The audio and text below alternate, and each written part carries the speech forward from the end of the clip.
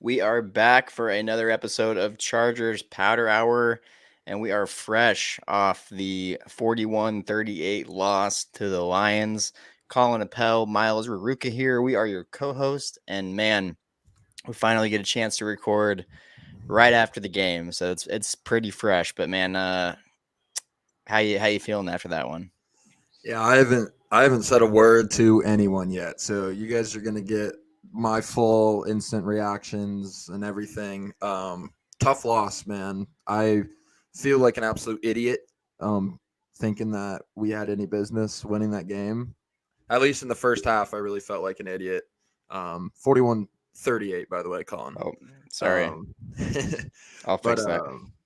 yeah, first half, really, I was just like, man, we're gonna get ran out of this building, and I mean, number 10 came alive. We could say this. We have not been a second half team at all so far this season, and today we were, but defensively, I mean, clearly 41 points. That's not gonna get the job done.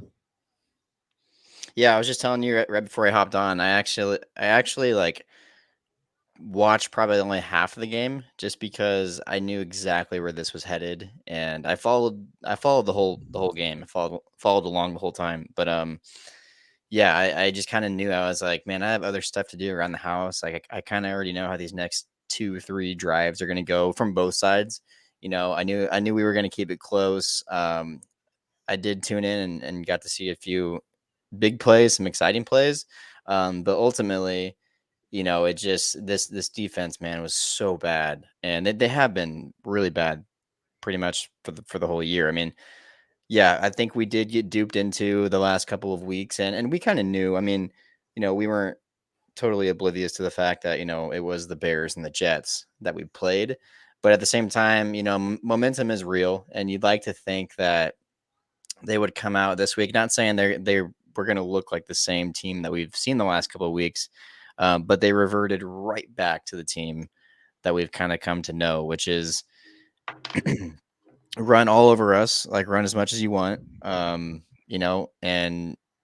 we're going to play zone. We're going to give you a big cushion, and we're just going to play really soft. Like we're going to let you get your yards, and then hopefully, our red zone defense can save us and turn this 7-point drive into a 3-point drive. So, um, yeah, it's just, man, today was really bad, but yeah, I kind of have that same feeling of, man, I feel a little stupid for maybe believing that it would have gone any different. Yeah, I've seen like the meme template, and it's like the Chargers are a perfect example of, you get your hopes really high, you feel like you have a lot of momentum, you can go on a run, and then, a game like this happens and you give up 41 points. And now this is the defense's fourth time this season giving up over 475 yards in a game. Second time giving up over 500, similar to that Miami game, really similar to that Miami game week one today. But yeah, just really tough. Herbo played really one of the best games of his career going down the stretch in this game, especially in that Yeah, it second looked half. very good. I mean, dude was he woke up. Besides one insane INT, Yeah, which was, played I a mean, great how game. much are you going to put on him? It was really, he was just kind of throwing the ball away. He really I mean, obviously look, didn't if he didn't yeah, get it out far enough, obviously, but those INTs are the ones that I can't really be too mad about. I mean, when it's another guy making just an insane acrobatic play to come down with the ball inbounds, like you got to just kind of tip your hat at yeah. that one. I mean, yeah, there was. I mean, he probably could have, sailed it a little bit more. Just keep a little bit better protection of that ball, towards the sideline. But yeah, I mean, that was just an insane play, and they're gonna happen. It wasn't. We didn't get that game where he had 2 INTs because it bounced right off someone's chest and into the hands of a defender. So like, I mean, but yeah, ultimately he played amazing today. He looked great in the second half, like you said, down the stretch. Was clutch, made throws when he needed to make them. He really made an adjustment. I feel like at halftime, his yards were there, but there were a few throws and a few plays in the first half that I think he wish he had back. And just watching it on the broadcast, I'm like, damn, he missed a guy that was wide open. So, yeah, it was cool to see him make an adjustment, and Look, we know what we have back there with 10. We don't have to keep selling ourselves on how amazing Justin is. Like we know how amazing he is. I feel like a lot of times we get into this back and forth with people on social media. A lot of it is Dolphins fans, but even just the non Herbert believers out there, because there are. It's astounding how many people out there actually don't see him as an elite quarterback. But I think us constantly trying to sell those people on how good he is turns into us like selling ourselves, which I don't think we need to. Like we know what we have back there, and we just have to address other areas of this team, of this roster, and just give that man a little bit of help. Like anything at this point would be awesome. I mean, injuries can't really control that. That's uncontrollable, but every team has them. I get it. Like it's part of the game. But man, it just seems like if the Chargers want to win a game, Justin Herbert has to play hero ball and ball, just go out of his mind just to even have him in the game in the fourth quarter. Like there's been a couple wins this year, like the Raiders game, um, which was insane. It was like you look at what Justin was doing, and it's like, dude, or no, was it the Raiders game or what win was that? Like he had an insane Minnesota. numbers, and we still almost fucking blew it. Oh yeah, it was Minnesota. Hmm. Yeah, so it's like he shouldn't have to throw for 400 yards and 4 touchdowns, and then like hope your defense can get a stop in the fourth quarter. Yeah, and unfortunately, that's what it came down to today. Defensively, really felt like there weren't many adjustments made. Clearly, there weren't many adjustments made. Just we got ran down the field every possession. I believe the Lions had in the first half, at least, the Lions had more snaps in our territory than our offense had snaps as a whole. So it's just like the explosive plays were there today. Amon-Ra St. Brown went for 150 and a touchdown. Like we got so how do I want to say this? So like enthused about this unit after the last 2 weeks after that showing, and today was a real wake up call. Like, okay, yeah, you played the Jets and the Bears. This is a lot different. Yeah. This is a team that is going to be able to compete. Come Yeah. January. So that's And not going to I work. I think part of it too is just the whole, like if you zoom out and look at how this defense has performed for this season. I mean, I think the last 2 weeks, I think it played into it a little bit more because of how bad they were those first. I mean, they've been bad all year, and to see them bounce back and have two back-to-back solid performances, I think that played a lot of tricks on a lot of fans. Are like, hey, okay, that's back-to-back. I know, it's the Bears and the Jets. We kind of threw that out there, but at the same time, like you notice, at least me as a fan, I notice like when teams make adjustments because it's like you can see it. You can see the improvement in whatever facet of the game needed to be improved, and the defense put back to back weeks together. I mean, they solid performances. On prime time. Um, I think we were all kind of duped into being like, okay, maybe they figured it out. Maybe they're they seem to be gelling a little bit more. They seem to be building some chemistry there. But clearly, I think we just got to call a spade a spade. And this defense just is not a good defense, and it sucks. I wish it was. I want it to be a good defense or just an average defense so bad, but I don't even think it's that. And I think it's way too top heavy. I think there are going to be changes coming this season, not just to the coaching staff, but also personnel. Um, something that I thought about. I don't know if it was earlier this morning or during the game or maybe even just after the game. Um, we have to look back at what is now the 2021 off season, or yeah, going into the 2022 season. The all in year where we were making splash after splash in free agency, and we just have to call it what it was. And that was a big giant failure. Like of those guys that we brought in that are still here, I mean, it just has not worked out. I mean, Khalil Mack has had some really nice performances here and there, and ultimately, I mean, still doing good things. But I mean, Austin Johnson and Sebastian Joseph Day were brought in to improve the interior D line of this team, and like you just notice no difference. Like nothing's changed. You were still getting gashed for 4, 5, 6 yards a carry.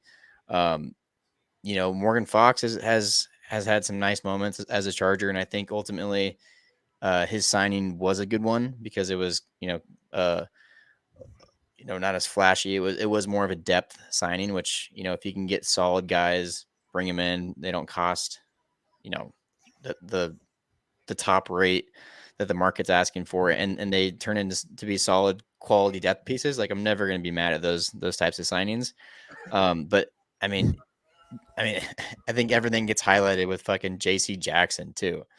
So I mean, that's just kind of like the cherry on top of that whole free agency class. But yeah, that was a failure. And so what we need to do is get some of those guys off the books, move them, cut them, save some money. And this organization just needs a reset in so many ways. Like, and I think those changes are coming this year of like, all right, we need to not be as top heavy.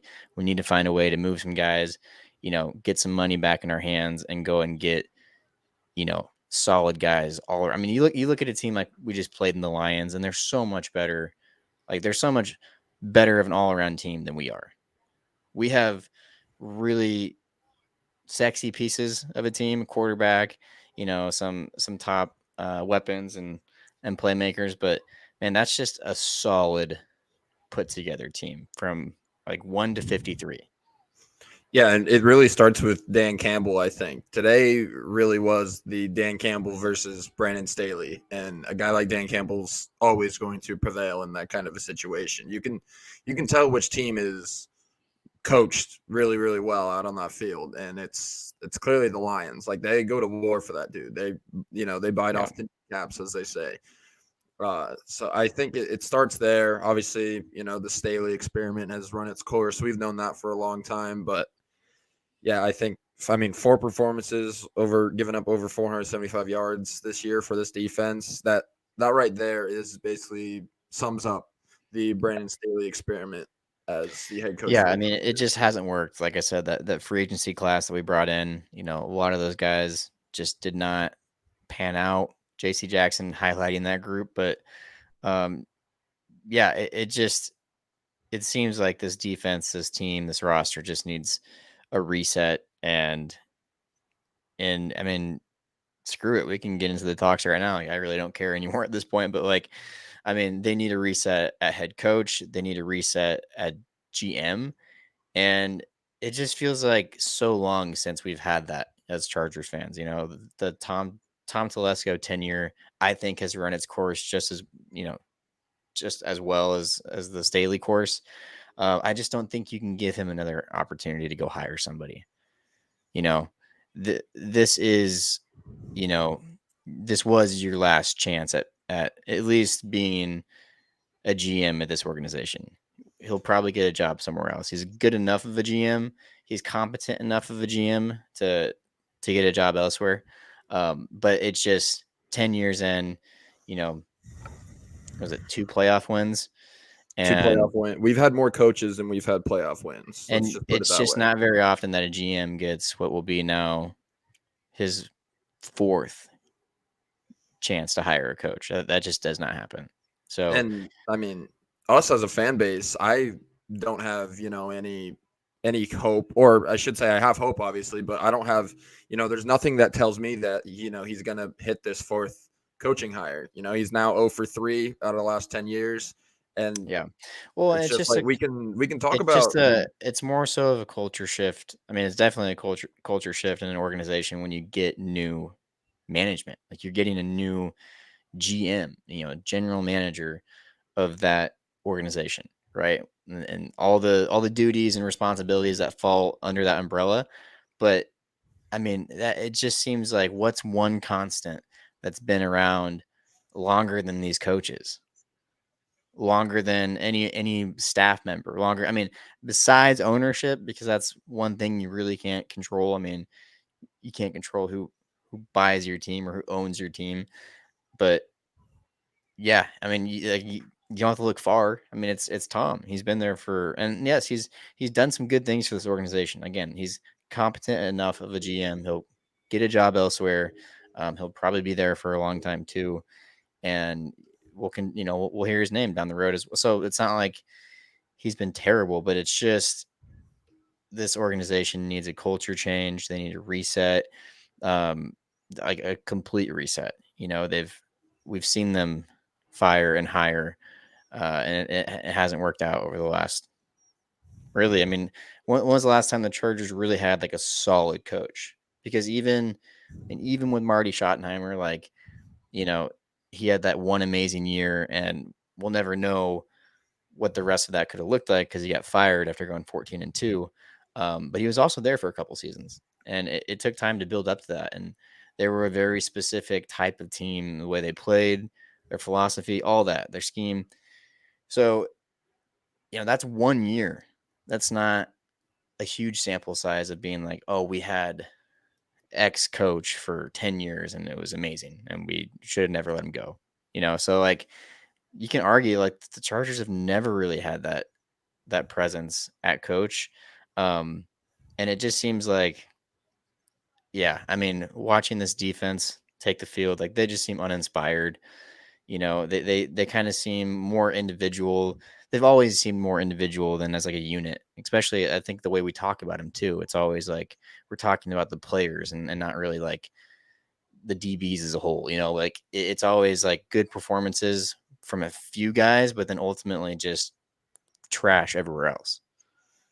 It feels like a big consensus in coaching nowadays is you want one of those guys that's gritty, that's gonna not just coach your guys up, but he says things like we're biting kneecaps off, shit like that.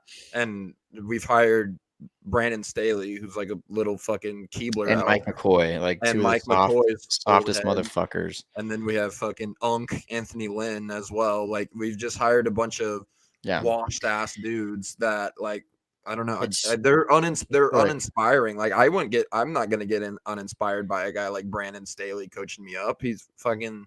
I mean, well, and what I think the danger too is like of hiring someone that doesn't have at least like prior head coaching experience, prior playing experience, or just been around forever and is respected by everyone, like and honestly, this is the case for a lot of these offensive coordinators. Like, a lot of them probably haven't played football since high school.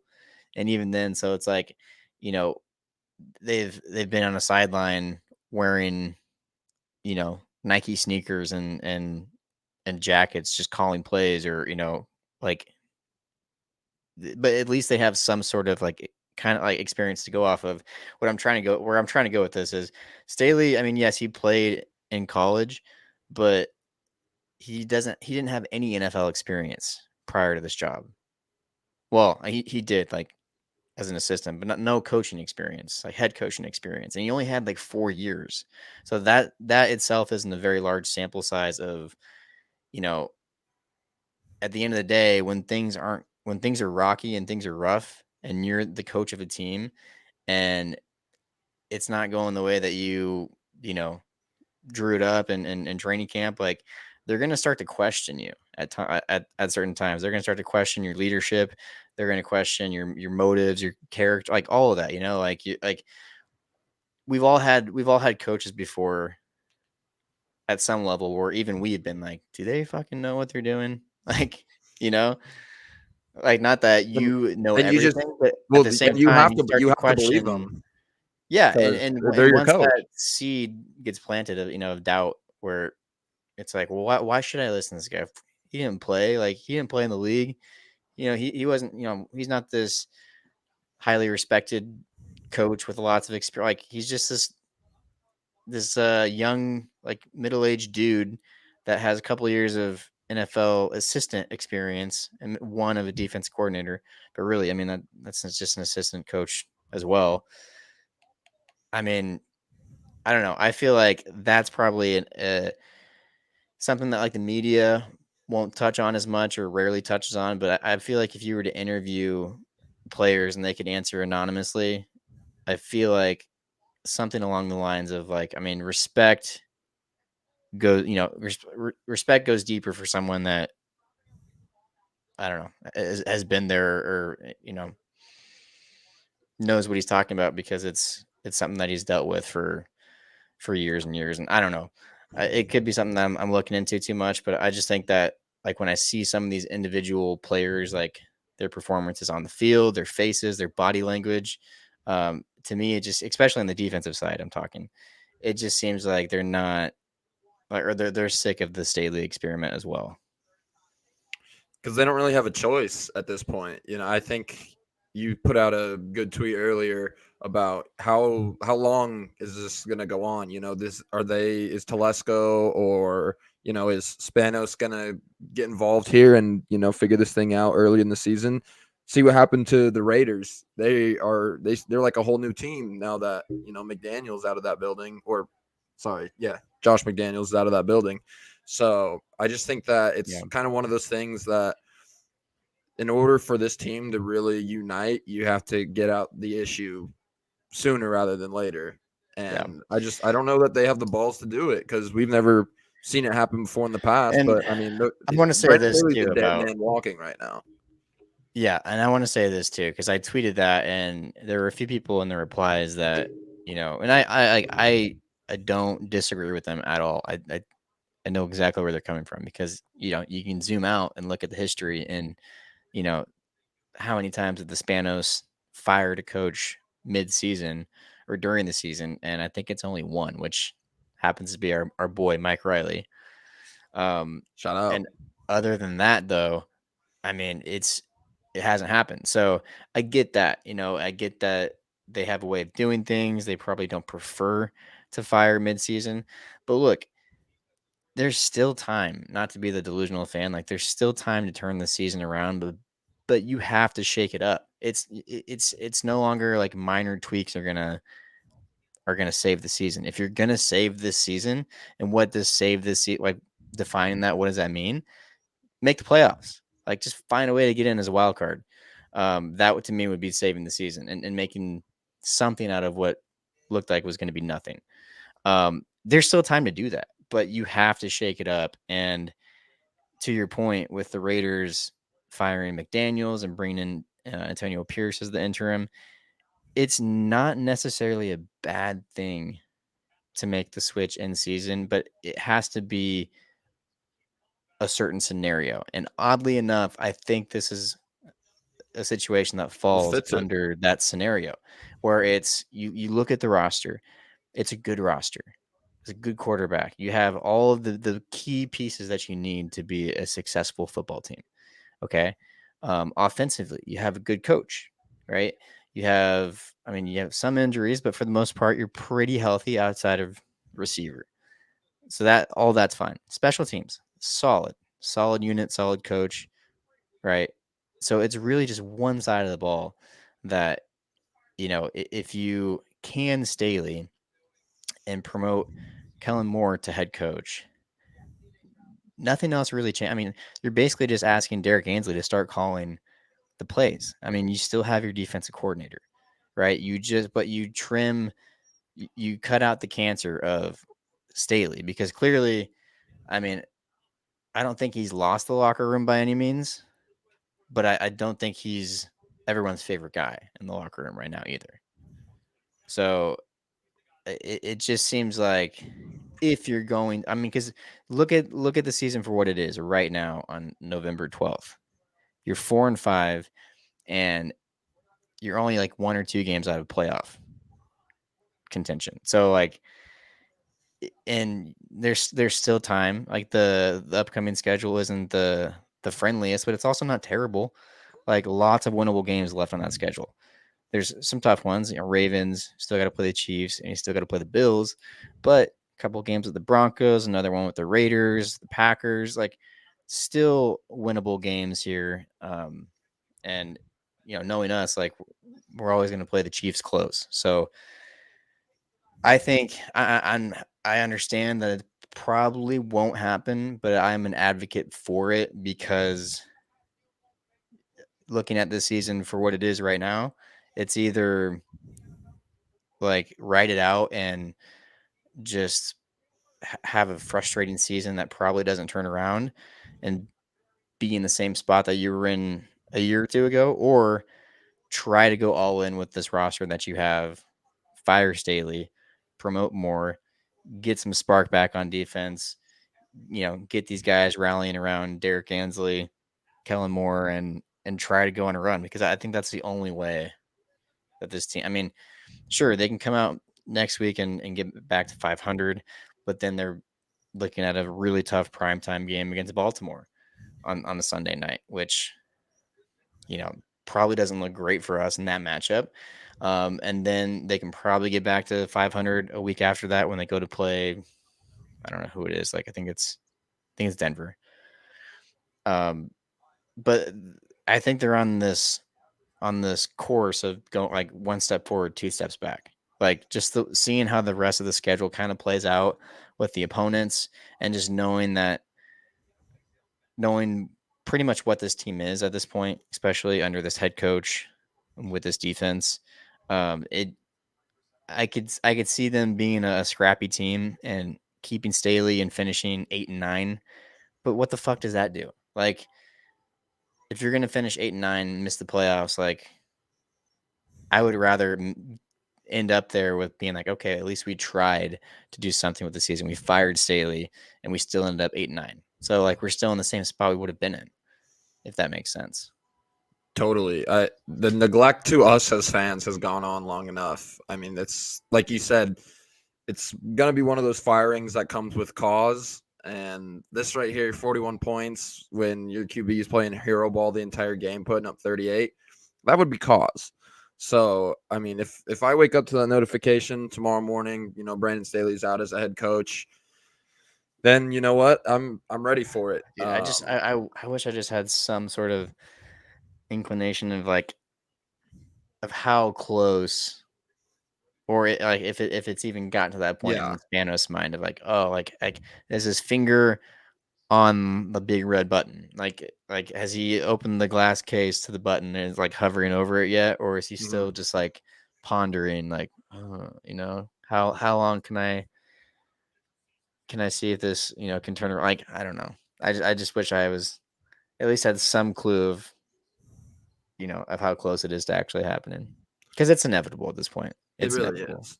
It is. It's inevitable. We all know it's coming. I think.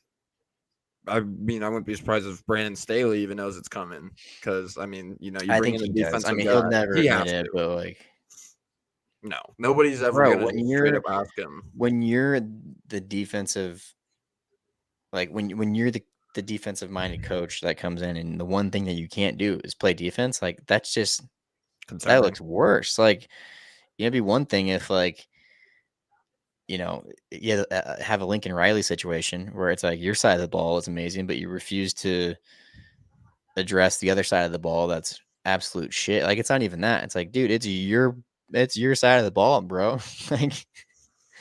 like that's just worse. And so yeah, I And the really believe if this family ownership had deeper pockets, I really think that Staley would have been gone this offseason. I mean, look at the Raiders, man. Like, I don't know how much Mark Davis is worth, but they obviously have like some money coming in, because they can afford to fire someone after like 1 or 2 years, all the time. Like they're hiring a new coach like every year, which clearly means like they can afford to hire and fire and eat a lot of that like dead salary. Um, I just don't think that's an approach that the Chargers have ever taken. I mean, and again, just showing their track record of actually firing coaches midseason. Um, it just it doesn't really it's not a thing. And so yeah, man, but and we could legit spend the rest of this episode, and we might end up just doing that, talking about Staley and just talking about this team and the path that they're on in general, because that's really my focus. It's you know we can continue to talk about Staley, but I think it's silly at this point because we just know it's inevitable. Like we know, Yeah. I don't even think there's a point of like back and forth of like what can he do to sit. No, like we've had those conversations. You There's know, only so much, there's only so much we can berate the guy until we're just repeating ourselves. Because, like you right. said, we know it's coming.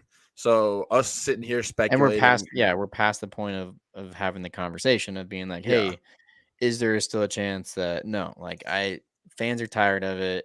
The players are starting to look tired of it as well, even if they'll never admit it. That's just my opinion. And it, god damn, dude, this team just needs a freaking like reset so bad. Like, not even saying that they have to go into like rebuilding mode. Like, that's not what I'm saying at all. But like, can we just get someone in that like can see what we have? Like, look at our roster for what it's worth and be like, okay, we can move X, Y, and Z because that saves us X amount, and like go draft really well for a year or two and bring in young, exciting players. And like, dude, look how quick the Lions went from like absolute zero to holy shit. The Lions are stacked. Like they have good offensive and defensive lines. Like they're winning the battle in the trenches almost every week. Like it's rare that they're not winning that battle. And then you look at some of the players that they've drafted and brought in, offensively, like, Jameson Williams had a touchdown today. And I know he hasn't really gotten going since he's into the league, but, guys like Amon-Ra St. Brown drafted a whole round after Josh Palmer. Like, it's differences like that. It's, Jahmyr Gibbs was a guy that he was like the laugh of the draft this year. Everyone was like, "What?" Like they took him so early, and then now you're starting to see like, well, fuck, it makes sense. Like it's a good fit for their team. It's a good fit for their offense.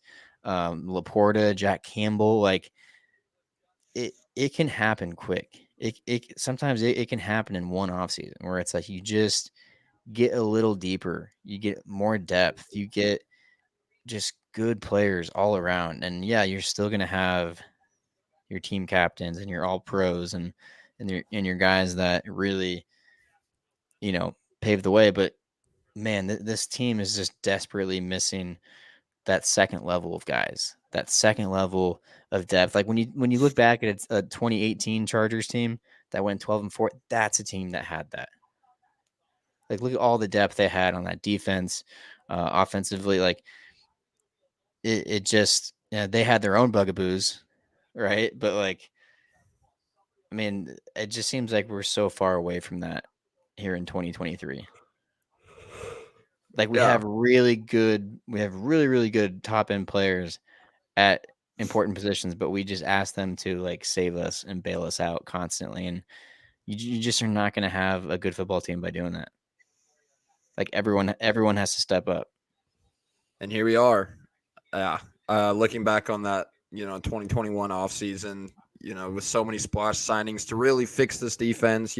Staley got his guys that he's worked with, guys that, he should be able to know how to use. And it's just like, it's a total, everyone's just lost out there. I mean, like you look at this defense last 2 weeks, they had like, I want to say like 6 sacks, something along those lines. And then today we had 5 pressures. We generated 5 pressures the entire game, this defensive line.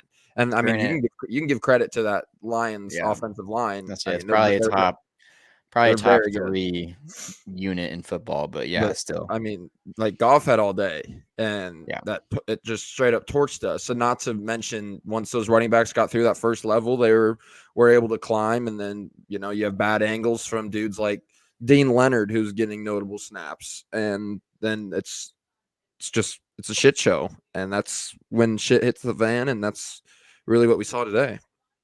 Was Thule hurt? Who? Thule? No, he played. I just didn't see him a He whole was lot out pretty there. quiet though. Yeah. I mean, overall, yeah, it was a pretty quiet day from that defensive line. It's a really good offensive line unit that they're going up against. And, but yeah, I mean, again, just another example of like, it's not working. You have Khalil Mack and Joey Bosa on the same defensive line, and you're paying them a shit ton of money, and it's not working. Like, that's what this team is facing. That's what this team is up against. is not only is it not working, but like we need to find a way to like financially get things back in our favor so we can set ourselves up to do other things in the next, why we have this window with Justin Herbert. Like, I mean, the 2021 offseason probably set us back 3 seasons as an organization. Like looking back on it right now, I mean, that was already almost 2 years ago. Um, and this team is, I mean, well, we know where they're at, but financially, it set us back maybe even longer, maybe like close to like 4 or 5 years. I don't know. We'll have to see like how they this offseason will be a crucial offseason in that regard of how far back will that set us, or can they do some things to you know to get us back into the green, which they already have. They cut or they traded JC Jackson and were able to shed a majority of that contract. So they've already started to do some things like that, but they're going to have some really big decisions and personnel, just players like, hey, do we want to keep him here? Do we not? Do we think it's worth just eating the money or cutting it or cutting them or, so there's going to be some important decisions in that regard. But yeah, I mean, yeah, the 2021 offseason was just a giant swing and miss. Very flashy, and that was exciting. We weren't used to seeing that as Chargers fans, but yeah, I mean, it definitely was a failed experiment, and I think rather than just watching this cancer play out, like you just gotta just end it and pull the reset um, cord now instead of just waiting for the season to end. I mean, that's how I feel. Don't sound so joyful, man. I You're did. It's not a lot to I smile know. about. I get it. Nothing to smile about in my life. Yeah, Yeah, pretty much. That's us as Chargers fans. I do want to preface though that it was not all bad today. I really think that our offense took a massive step forward today, especially in the past game. Without Mike Williams, Gerald Everett left the game. Josh Palmer's on IR. Keenan Allen left for a few drives. But man, the Slayer had a day. I want to yeah, say he went 11 for 175, 2 touchdowns.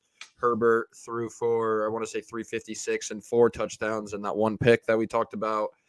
For me, that was very encouraging.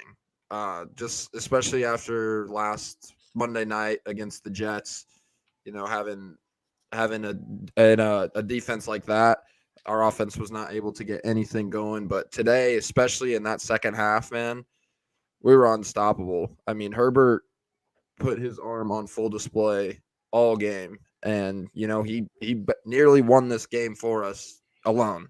So throwing to dudes like Jalen Guyton, Stone Smart had a few targets. Quentin Johnston, first NFL touchdown, which by the way, nailed that prediction. And man, QJ, I don't know if you watched the play. QJ had like that 90-yard touchdown, just dropped the ball. yeah, That would have sent Chargers Twitter into a frenzy. yeah. That would have. Yeah, that was a tough one. No, it definitely was a refreshing sight to see this offense continue to score in the second half. I think a lot of times we're used to seeing like if they score 31, they'll score 24 in the first half and seven in this, like that type of first half, second half flow.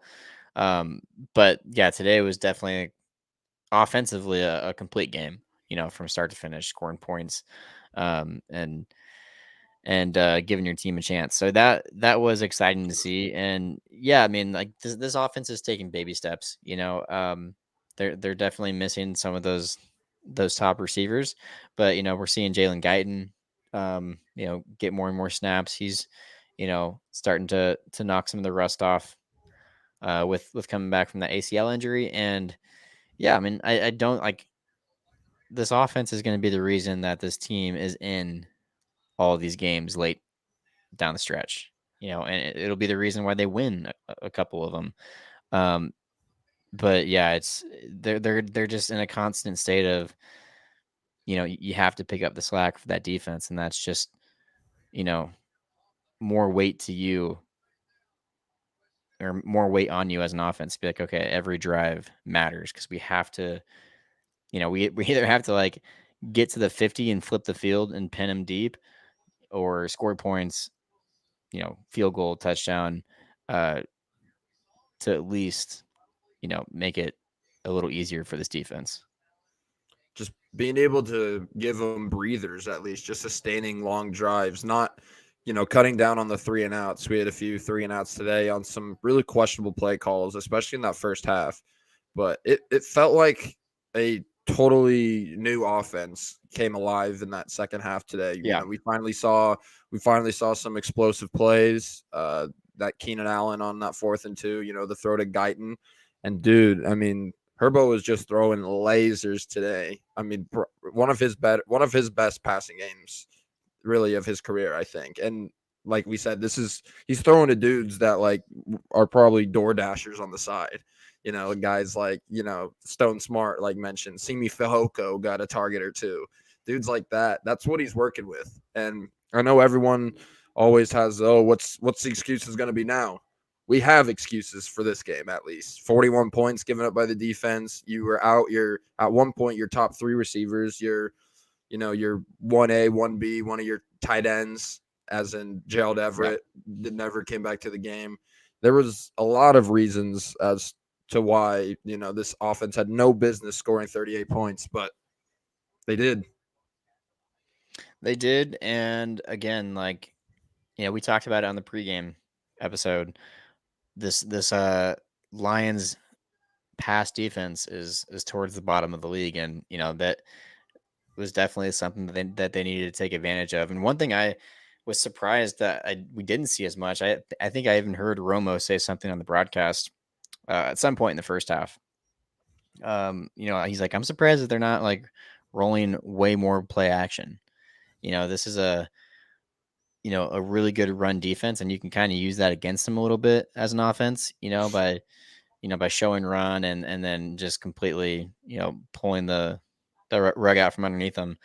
And yeah, I thought, especially with this offensive line and what they were going up against, it would have, you know, bought Herbert a few more seconds and, being able to extend the play on his feet a little bit. But it's just something that, I mean, not even today, but really the whole season so far. I feel like that was one element of an offense that I was really excited to see was more of, a play action, uh, or just more play action in general, I should say. Yeah, that was one note that I had written down in the first half. Was it felt like on the interception, there was that one play that was, by the way, bullshit.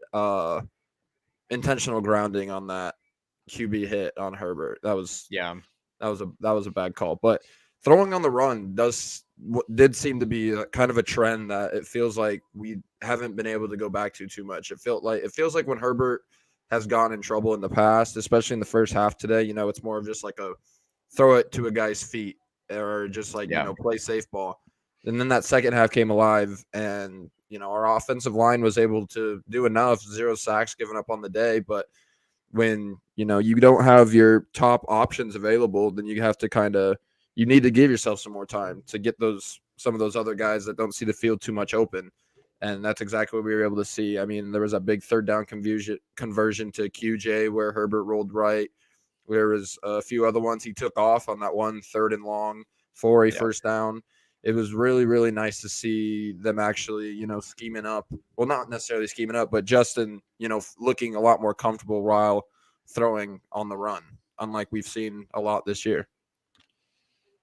Yeah. No, I love that part of the game or of his game too. I feel like it's always been a strength of his, and I've really just been shocked as to how underused that element of his game has been used, just by any of his coordinators that he's had.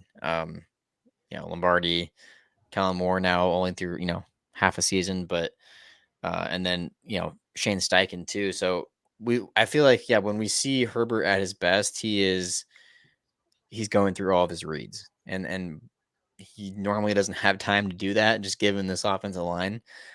So I think you know especially for a guy like him, if you can have him extend plays, have guys like Keenan Allen, find a way to get open, um, it only helps him. So yeah, I definitely like the look of this offense in the second half and the ability to put up 38 points on a pretty good overall defense. I know they have their own weaknesses, but yeah, I mean they kept it interesting. When it was 17-3, it was like, ooh, this could get ugly here pretty quick. And so for them to rally back, to make it a game, to have a chance late in the fourth quarter, um, was really encouraging to see.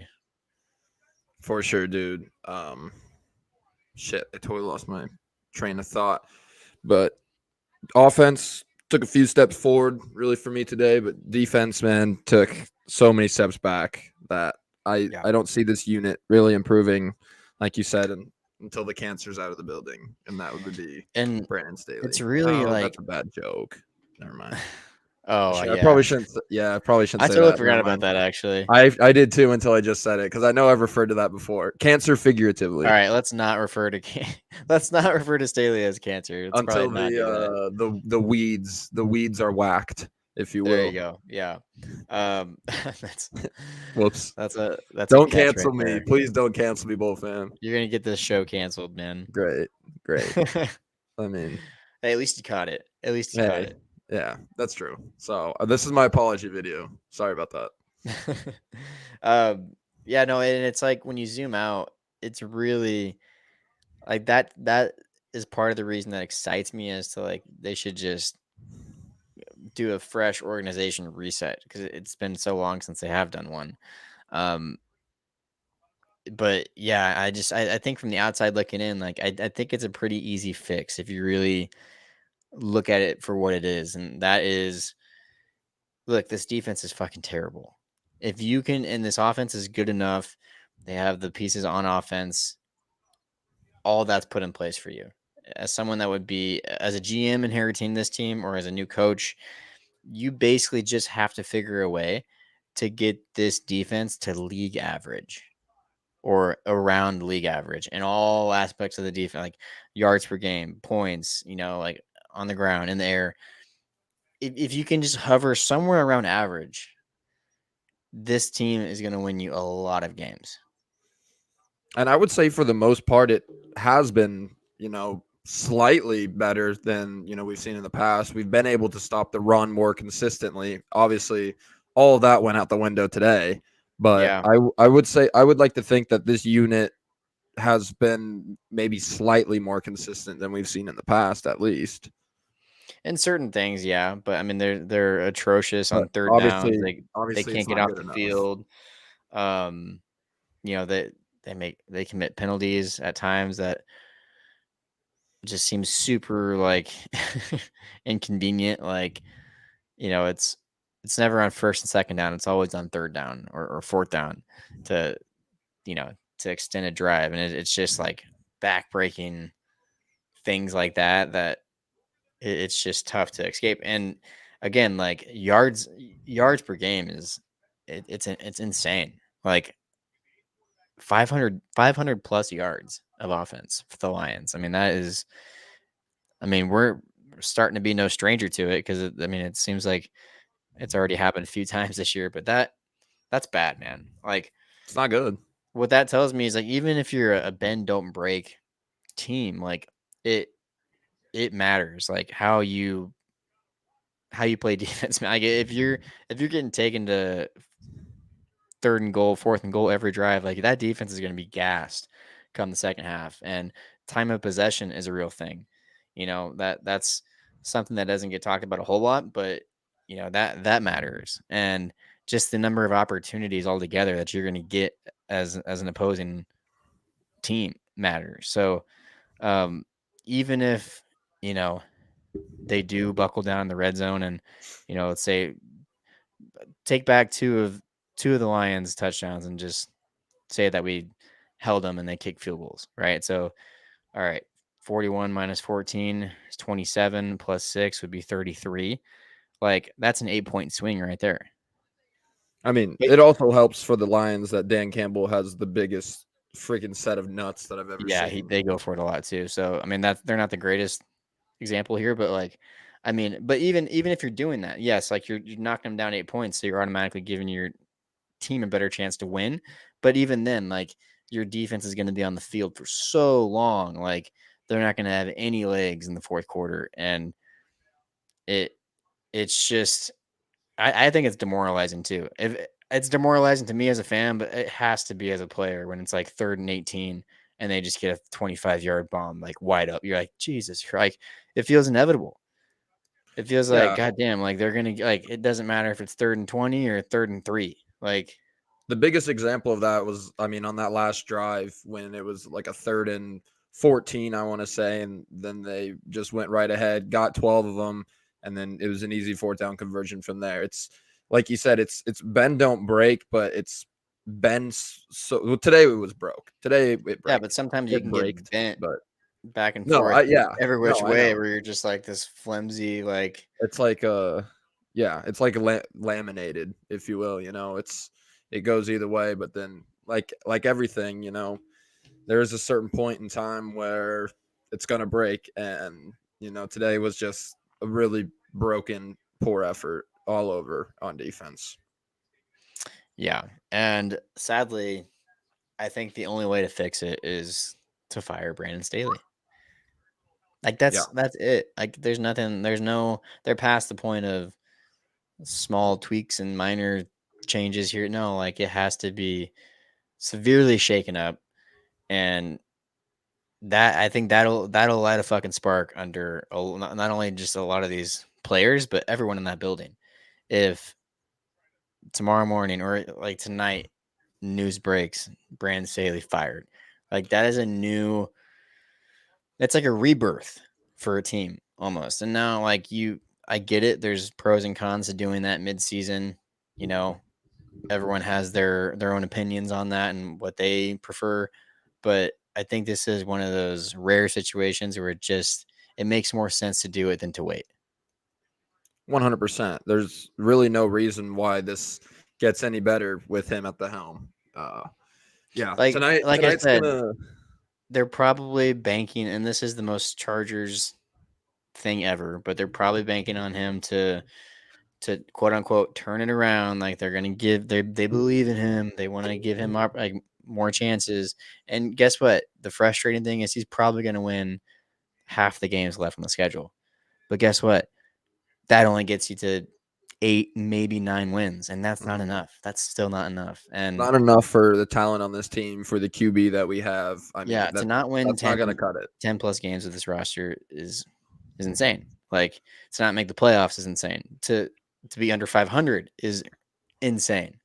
Um, so yeah, again, I would fire him. He would have been fired like after the Chiefs loss dude, I almost would have fired him after the Minnesota win, if I'm being honest, if I was calling the shots. Like I had seen enough and we won. And I was like, I already know exactly how this season's gonna go. Um, but yeah, I mean we'll see what happens. It's not out of the realm of possibility. I mean, I think most people would probably say it should happen, but will it is the ultimate question.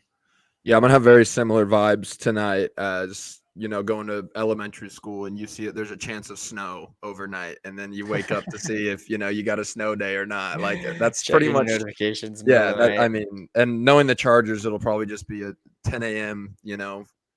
Late start. So, but yeah, He's very been similar vibe. demoted. He's been demoted to D coordinator and Ansley got fired. Yeah, it would be Watch some some bullshit. shit. It would be some bullshit like that probably. Oh, dude, And people then we would get 50, riot. and then we get 50 balled by the Packers. Oh my So, I god. mean, hey, I do have some hope. I think that there's some good to take away from this game. It's a long season yet. Only one game under 500.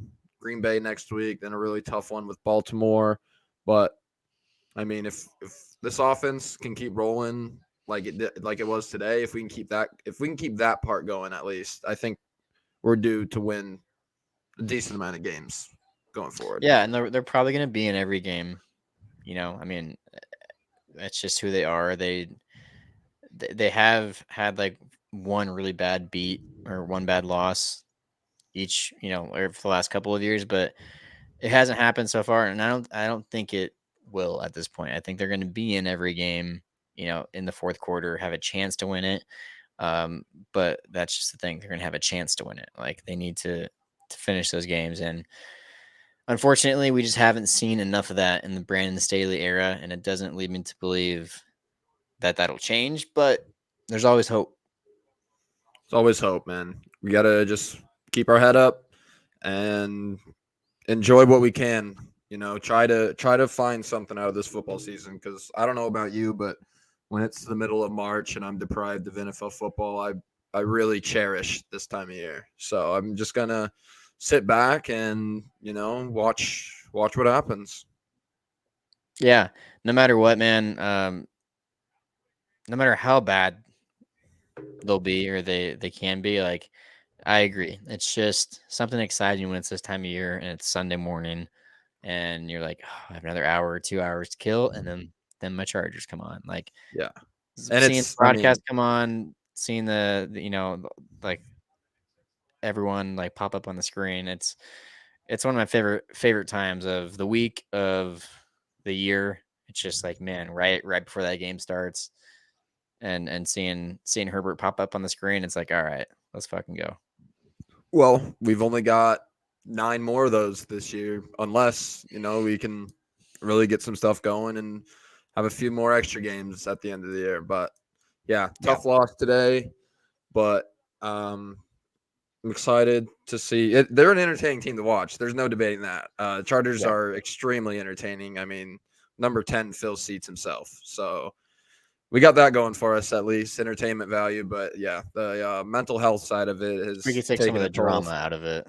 Yeah, yeah, the mental health side of it has worn me down a little bit after the years, but we're gonna stick with it. So We will, man. Chargers drop to 4-5, lose to the Lions 41-38 in a exciting, dramatic, depressing game. And now we're in a state of uncertainty, which I feel like is kind of where we've been for the last handful of weeks, really. So, not something that we're totally strangers with, but again, at this point of the season, it's a lot of disappointment, a lot of frustration, and yes, there's still hope that things can turn around, but ultimately we'll have to see if that's the case. So, yes, sir. thank you guys for tuning in to another episode of Chargers Powder Hour, episode number 96. Shout out Braden Fajoko. Oh, okay. That's literally the only 96 that I think has maybe ever been worn by a Charger. It feels like Don't say anyway. that. We can probably find hundreds of examples. I'm sure there is, but that's the only one that comes to the top of my mind. So Well, next episode will be easy. yeah, you're right. We'll go with a. It'll be easy, but I'll try to go with a like an underground guy, a sleeper, if you will. Okay. So There you go. I like that. we'll see. But All right, man. Well, let's go ahead and get out of here. Make sure you guys are following us on our social medias on Instagram and Twitter at Powder Hour Pod LA for all the latest news and updates about the podcast and about our bolts. Bolt up. Peace.